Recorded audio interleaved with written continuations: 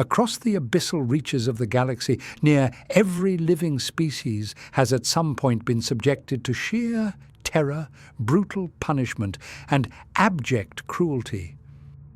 It does not matter if one lives in a guarded outpost within the furthest reaches of the ghoul stars, or in the sanctified halls of a treasured shrine world. Nowhere is safe from the clawed talons of this most heinous group.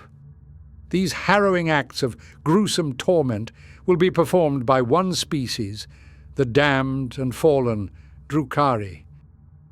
In the ancient days of the Eldari civilization, their celestial empire fell due to the increasingly depraved and overwhelmingly decadent conduct of its members, which eventually culminated in the manifestation of a fourth chaos god within the warp, a being known as Slaanesh. Their birth sealed the tragic fate of the Eldari as the Dark Prince voraciously feasted upon untold billions of the succulent and delectable Eldar souls amidst a cataclysmic maelstrom, which has left an indelible scar upon the galaxy in the form of the Eye of Terror. There were many among the Eldari populace who rejected and disavowed the ostentatious lifestyle of their kin, and so they chose to flee to the great floating craft worlds, or to the verdant maiden worlds. With that being said, however, there were many more within the pleasure cults who had managed to avoid the gaze of Slaanesh by finding refuge within their webway-based homes. These atrocious survivors were free to reconstruct their own society in a manner which mirrored their blackened and abhorrent souls. One of the greatest technological achievements of the Eldari was to decipher and integrate the ancient webway within their civilization. This intricate labyrinthine maze can be perceived as an extra-dimensional realm, which sits between our own tangible plane of physical reality and of the enigmatic abyss of the warp. It still endures to this day, but as a result of several great incidents of turbulent warp activity, as well as some engineered intervention projects, parts of it have been closed off or sealed forever. Sadly, it is doubtful that it will ever be as interconnected as it was during the height of the Eldari civilization. But this does not mean that it has been entirely abandoned. It is here, within the hallowed depths of the webway, that the Drukhari lurk. As previously stated, many Eldari fled far from their prior vestiges of civilization, but for the surviving members of the pleasure cults, they saw a true darkness deep within the webway which they could call a home. Their discerning eyes saw through the abyss and beheld the greatest of ancient port cities, a vast and intricate realm known as Commorragh. In the days of yore, this metropolis had been used as something not dissimilar to an imperial shipyard, only at a much grander scale. It harboured the colossal Eldari fleets, along with their crews, and could be used as a staging post to rapidly send transports or entire armadas to anywhere within the galaxy, all along the ephemeral and silken threads of the webway. But with the collapse of their mighty civilization, Commorragh was left as a barren hub, a ghost port in which no stirs of life remained.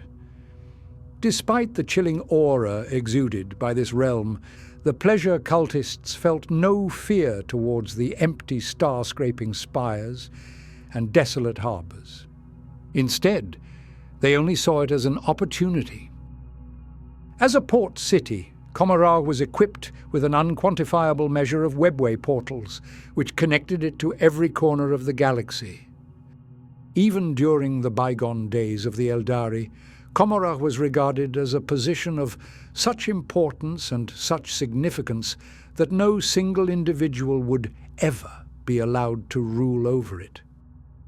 Instead, they saw it as something of a tool, a gateway which should be accessible to all, and that anyone should have the liberty to travel through it freely and without opposition. They understood the sheer level of power and influence that one could hold if they claimed authority over this realm.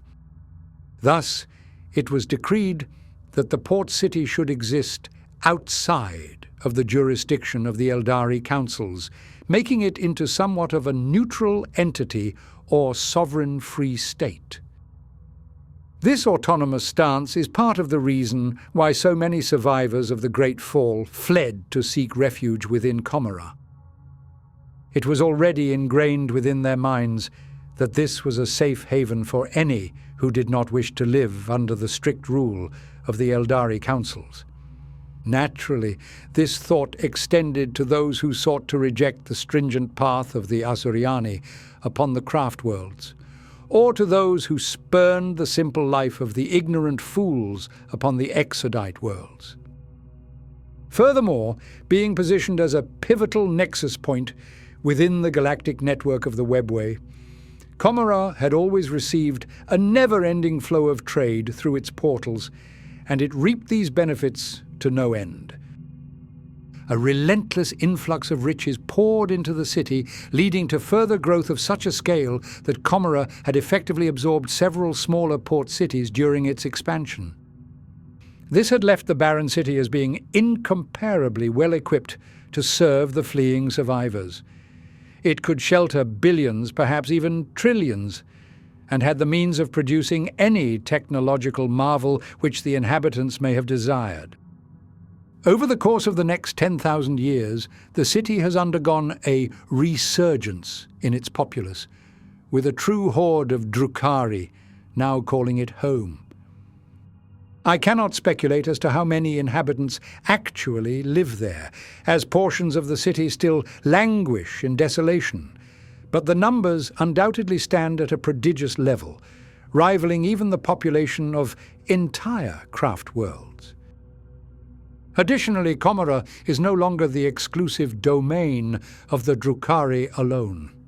Those who call the Dark City as their home value the strength, cunning, and utility of any who may serve them. And so there is now a bustling community of alien mercenaries from every corner of the galaxy who have found purchase within the shrouded streets. Bounty hunters, trackers, pirates, assassins, bodyguards, information brokers, smugglers, pilots, infiltrators, and salvage experts, it truly does not matter the work nor the worker. So long as you can bring some value to Commorragh, then you are welcome. In addition, there are billions of slaves held in captivity within its public dungeons and cells who are seen as mere commodities to be bought and sold away to those who have nothing but nefarious intentions for their poor souls. There are also hundreds of distinct animal species which lurk and prowl about its dark corners, eagerly ambushing any foolish individuals who did not see the malevolent glint of their bared fangs. Now that we know of how it was established and repopulated after the fall, I shall attempt to convey to you the staggering scale of Commorragh, for it is truly an impossibility to show just how vast this city actually is. Words fail when it comes to defining such a maleficent realm. Commorragh transcends the mere concept of a celestial metropolis. One could not compare even the largest of imperial hive cities to this structural consortium, as they would appear as but puddles sitting next to an oceanic expanse. Even its physical location defies all understanding. Commorragh is not a solitary entity. Instead, it has hundreds of far-flung satellite cities situated across the Webway, which are each connected to the central hub of the city via the Webway portals. Whilst the real space location of these nodes would appear to place them thousands of light years apart, due to the technological marvel of the Webway, they can also be seen as being clustered together, forming a sprawling nexus which transcends the constraints of physical separation. Its towering buildings violate all physical dimensions or structural principles as they soar into the tinted darkness of the sky, jutting out like blades aimed at the throats of the gods. Immense buttresses interlace these star-scrapers, with palaces and fortresses being built up wherever they may stand. It is here that many of the more influential and powerful Drukhari reside. Archons and Cabalite nobles live wherever they please, but they take great pride in owning the tallest of structures, where they may gaze down upon their lesser kin with looks of nothing but disdain. Many of these gigantic structures show huge protruding docks, teeming with hundreds of star vessels or nimble skimmers, which are all tethered by crackling fields of violet electromagnetic force. For the Drukhari nobility, flaunting your opulence to your many rivals is almost more important than life itself. As such, the most braggadocious of archons will commission colossal statues and effigies of themselves, often fashioned with a permanent look of contempt aimed at their prideful contemporaries. If one was to foolishly crane their necks and look up at the peaks and spires of the behemothic structures of the upper city, they may be unfortunate enough to match the gaze of a terrible scourge. These are the most daring of Drukhari, who have sought out a foul homunculus to hollow out their bones and graft a set of wings upon their backs. They will fly higher and higher through the shrouded skies, until eventually finding their perch somewhere amidst the apex of Commorragh's tallest buildings. These half-avians still act as mercenaries for the Drukhari nobles below them. But be warned, for if you gaze into the skies and meet the eye of a scourge, then they will gleefully plunge down to snatch you up and impale you on the very spires which they call their home. Commorragh is eternally bathed in the half-light of a dozen black suns which were stolen during the zenith of Eldari decadence. This baleful crimson hue illuminates a considerable portion of the city, but far more of Commorragh remains cloaked in shadow, and it is here that some of the most vile and loathsome creatures lie, all conspiring towards some sinister and soulless plan. Describing Commorragh as possessing a conventional ground floor is somewhat of a conceptual impossibility. The nature of its construction means that many buildings jut downwards, just as much as they shoot up, so the idea of a base level simply does not exist.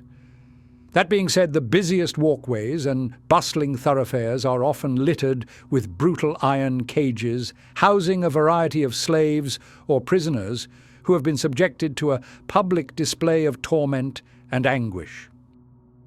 As stated, just as the tallest of star-scrapers will pierce upwards towards the skies, so too do they plunge downwards into the abyssal depths of this realm.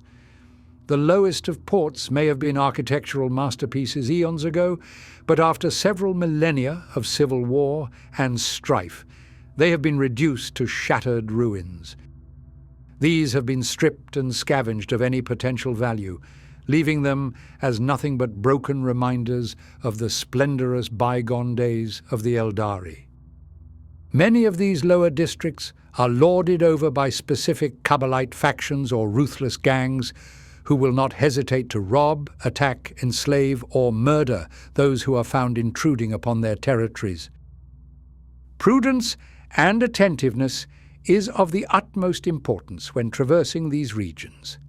The light of the stolen suns rarely kisses the depths of Commorragh, so it is enshrouded in a near-permanent darkness, making many susceptible to becoming lost and ensnared within its foul recesses.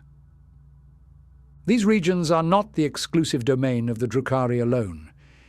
Within the mercenary district of Commorragh, known locally as the Null City, there is a vast consortium of outcasted Xenos who are driven by the incentive of serving the highest bidder. In this desolate realm, the streets are marred by scorch marks and rubble, which bear witness to a state of eerie stillness, punctuated only by the crackling staccato bursts of splinter cannons and the agonized screams of those who have fallen prey to a lurking horror. The dark skies are streaked with the luminous trails of jet bikes and skimmers, which silently careen between the urban canyons, providing the riders with a great sense of thrill and exhilaration. The olfactory experience here is nothing short of offensive. The polluted waterways exude the stench of stagnant sewer gases, which mingle with the aroma of spent cordite and ionized plasma coils, culminating in an utterly acrid environment which few could safely endure. Decrepit corpse fishers skim across the surface of these noxious waterways in ancient crafts, dredging up a macabre bounty of dead creatures and hardy animals which have adapted to the toxic habitat. These are then sold on as food or foul materials to those who would gladly utilize the decomposing matter.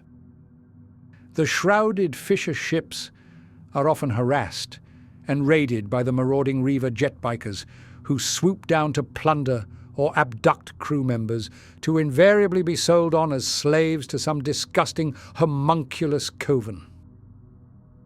As we delve deeper into the heart of Commorragh, we will encounter some vestigial domains of the elder Drukhari nobles who have eschewed an existence within the high spires to live amongst their people deeper in the city.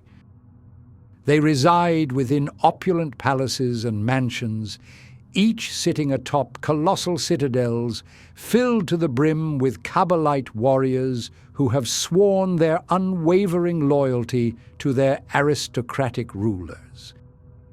Within this central part of the city there is a region known as Coreward. Since the Drukhari first claimed Commorragh, this area had become the prized and palatial home for the most esteemed of the various noble houses. Unfortunately, however, during the Great Raid on Commorragh by imperial forces during the 35th millennia, most of this region was razed to the ground. Many of the noble houses were also exterminated, both by the imperial invaders and by the ambitious former slave who ascended into the greatest of Drukhari lords, known as Asdrubal Vecht. Following on from the imperial retreat, it was Vecht who established himself as the sole noble lord who could fill the power vacuum left by this conflict. Over the next millennia, he ordered for the reconstruction of Coreward and commissioned 13 great statues of himself to stand over the ruins of the old noble palace homes.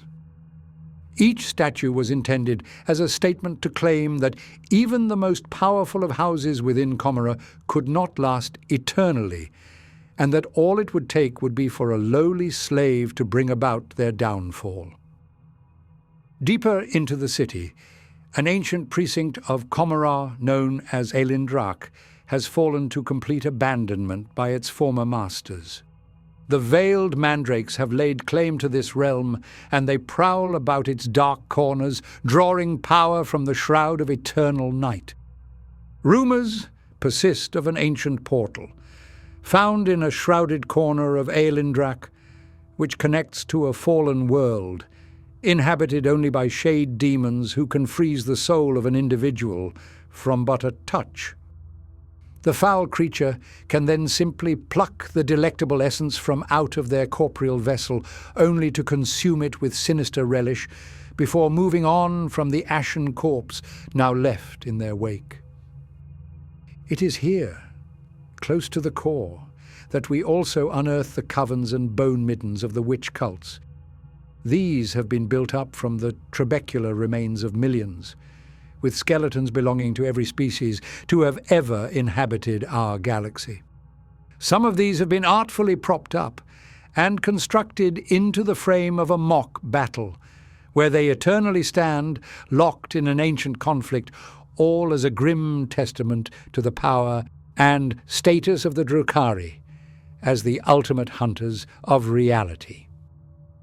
The arenas of the witch cults have been built up into gaudy displays of opulence, with each standing as an architectural masterpiece, adorned with a gruesome tapestry of corpses piled high atop colossal barbed spikes. The combatants who grace these arenas with their presence will duel and perform for captive audiences, putting on shows of such enthralling delight that they would mesmerize even a harlequin. They pirouette and dance through death-defying challenges, pitting their wits against the strongest of slaves or creatures from every corner of the galaxy. Sordid whispers even suggest that in one particular arena, a legendary show consists of pitting an enslaved imperial custodes against the ferocious witches, but these tales remain as a shrouded myth within the enigmatic confines of Commorragh. Beyond the realm of the witch cults, we will also find huge factories, which rival the great manufactorums of Mars in their scale. Countless slaves from every species toil within the infernal foundries until they eventually expire, with each one contributing to the construction of the vile and dreadful weapons and armaments wielded by Kabbalite warriors. It is an unsettlingly common occurrence for many slaves to inexplicably disappear from a work line, seemingly being consumed by their own shadow, with only the Emperor knowing of what abhorrent creature is truly responsible for abducting them. It is also in these deep reaches that we will uncover the twisted and despicable covens of the homunculi. More so than any of their fellow Drukhari, it is the foul brotherhood who have garnered a most deplorable and grotesque reputation for their acts of rapacious cruelty. Their dank and seedy laboratories will be filled to the brim with instruments of torture, vials of exotic compounds, and strange equipment used for their appalling experimentations. Some of the more extreme of Drukhari may visit these reviled chirurgeons to enhance their frames with any modifications they can dream up. Nothing is beyond the abilities or morals of a skilled homunculus, and they will happily push their areas of surgical expertise to the very limit, all in the pursuit of reshaping your flesh into a new form of perfection. Do be warned, however, that if you find yourself within one of their covens, then you may be destined for an unending life of misery. They will joyfully test their skills by weaving your very nerve fibers into a new set of slippers. They may force your bones to endlessly grow until you rip at the seams. Or perhaps they will reshape you into a new set of furniture for themselves. Their capacity for cruelty truly knows no bounds. Venturing ever downwards, within the deepest and most mysterious of regions of Commorragh, we will find the towering enigma of Khaine's Gate. Its location and purpose is known to only a select few of the most privileged nobles and high archons, but there is a sound reason behind keeping it as a secret to the rest of the city.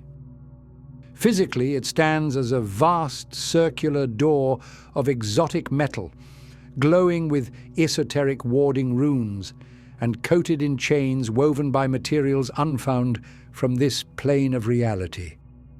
The purpose of these protective countermeasures are simple. The Drukhari must keep this gate utterly sealed from that which lies behind it. Khaine's Gate is indeed a portal to the treacherous warp. It is one of the only breaks in the webway which neither the Eldari bone singers nor the Drukhari homunculus covens could ever hope to repair, and it connects the hellish realm of chaos to the relatively stable currents of reality within Commorragh. For eons, the Harlequin troupe, known as the Masque of the Midnight Sorrow, would perform for their Drukhari cousins, regaling them with their masterworks of artistic revelry and performative excellence. Rumour has it that the only reason they choose to perform in the den of inequity, which is Commorragh, is so that they can keep a watchful eye on the status of Khaine's Gate.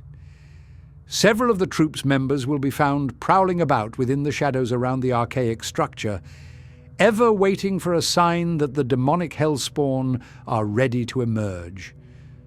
Such was the threat posed by the horrors of the warp that it was not only the Harlequins who kept a stern vigil over the gateway.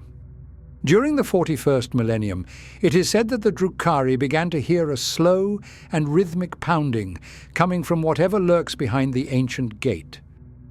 Fearing that this may be the sign of an impending assault, the Supreme Overlord, Asdrubal Vecht, ordered for 500 battle-scarred incubi to be stationed within the gate's chamber, where they were to simply wait and stand guard against anything which may manifest itself from that hellish portal.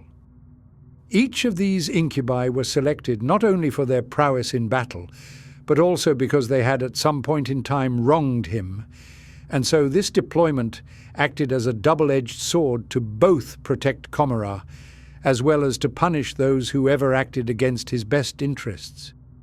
In addition to his guards, Vecht had readied some of his most cabalistic and occult of weapons, which were only to be used in the event of the gate breaking. These include a triprismic dimensional mirror, which when looked into would suck the viewer through to the molten heart of a blazing sun. Dotted around the chamber are hundreds of additional defenses, such as temporal flux mines, which when detonated will trap the victim in a bubble of frozen time, from which there is no known salvation. Some of you may believe that these tools are rather excessive in their cruelty, but you must remember that for the Drukhari, nothing is off limits. As time passed, the stationed incubi sent reports of the otherworldly hammering increasing in frequency, and that the gate had started to rapidly vibrate, seemingly causing the air itself to morph and buckle along with it. Furthermore, many of those ordered to guard the shimmering gateway had been driven past the point of sanity. Some were seen to carve horrific prophecies into the walls, declaiming the death of Commorragh, whilst others were seen to beg and plead for their kin to aid them in opening the gate themselves. Those who fell to this fate were quickly rounded up and sent to the labs of the homunculus covens as a most prized gift. As Abaddon, the Despoiler's 13th Black Crusade, gained headway across the galaxy, the tumultuous writhing of the warp became ultimately too great to contain. All across the galaxy, terrible warp storms and gaping rifts were ripped into existence, and yet Khaine's gate held fast against the crashing tides of unreality. Unfortunately, however, this could not last. During the catastrophic and explosive birth of Inead, the Eldari god of the dead, the sheer force of his psychic emanations proved to be too fierce, and Khaine's gate finally burst open. Untold legions of demonic hellspawn ripped their way through the now gaping portal, utterly overwhelming the strange machinations and defences which lay before them. The lower regions of Commorragh became an otherworldly battlefield, with nobles bringing their most ancient and archaic tools to bear against the demon kin. Nevertheless, with a tremendous counter-attack, it was Asdrubal Vecht who led a timely offence, which succeeded in scouring the demonic presence from all but the lowest of sub-realms within the city depths. It soon seemed, however, that the gate itself could not be reached, as the swarming hordes of hellspawn were simply too numerous to banish. As such, the Supreme Archon severed the region containing Khaine's gate from the rest of the city, plunging it into an impossible abyss known as the Chasm of Woe. Even though this localized subdimension was utterly separated from the webway and from Commorragh, it did not halt the encroaching forces of the warp. In response to this, the Drukhari have embarked on hundreds of raids to procure a vast stock of the treasured material known as black stone. The exact nature of this substance is still mostly unknown to all but the ancient Necrons. However, it is known to nullify the strange psychic emanations of those who call the warp as home. Thanks to these properties, the recovered Blackstone has been used to construct a psychic shield around the Chasm of Woe, which has been somewhat successful in keeping the ravenous demons at bay. This solution is not perfect, however, and so the incursion of demonic forces has become an all-too common threat to those who dwell within the deeper streets of Commorragh. Rumour has it that the Drukhari have started on a project known as the Black Throne, which is intended to replicate the psychic effects of the Imperium's own Golden Throne, all to finally seal the gaping rift of Khaine's Gate. Some of the more paranoid of Imperial scholars have suggested that in order to complete this project, that the Drukhari will seek to produce a clone of the sanctified Emperor himself, and if this is true, then Throne only knows of how they would seek to obtain his holy genetic material. The features and spectacles which I have described are but a fraction of what Commorragh has to offer. It is a truly surreal maze of labyrinthine buildings and districts, each being scattered across the city in an inexplicable fashion. There is no real beginning or end to Commorragh. With each Terran year that passes, the city's boundaries appear to expand, encroaching in on additional sectors of the webway with no real sign of stopping. There is undoubtedly no limit to the depths of depravity and torturous malevolence which is exhibited by its grim and sinister inhabitants. One must pray that hearing this sermon is the extent to which they will encounter the Dark City. For if your travels ever lead you to Commorragh, then you are sure to never return.